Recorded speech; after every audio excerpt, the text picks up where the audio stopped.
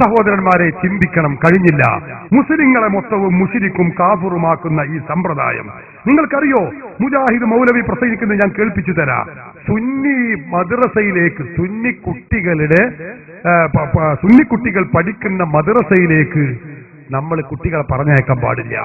അങ്ങനെ സുന്നി ഉസ്താദുമാരുടെ അരികിലേക്ക് പല ആളുകളും ഉസ്താദുമാരുടെ അരികിലേക്ക് കുട്ടികളെ പറഞ്ഞയച്ചാൽ ആ കുട്ടികളുടെ കഴുത്ത് ഞെരണ്ടി അവരെ കൊല്ലലാണ് നിങ്ങൾക്ക് നല്ലത്. എങ്ങനെയുണ്ട്? സുന്നി മദ്രസയിലേക്ക് പോകുന്ന ചെറിയ പിഞ്ചു പൈതങ്ങളുടെ കഴുത്ത് ഞെരിച്ച് കൊല്ലണം.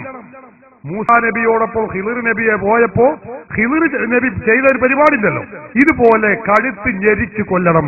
അതാണ് നിങ്ങൾ സമൂഹത്തോട് ചെയ്യുന്ന ഏറ്റവും വലിയ സേവനം. അതായിരിക്കും. കേട്ടോളൂ, ഞാൻ പറയുന്നില്ല, അയാൾ തന്നെ പറയട്ടെ.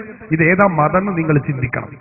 വെച്ചുകൊടുക്ക്. ഒരു മുസ്ലിയാര് ഞാൻ പറഞ്ഞു, അയാൾ പഠിപ്പിക്കുന്ന മദ്രസയിലെ കുട്ടികളെ കഴുത്ത് ഞെരിച്ച് കൊന്നുകളയുക അയാൾ പഠിപ്പിക്കുന്നതിനേക്കാൾ നല്ലത് അതാണ്.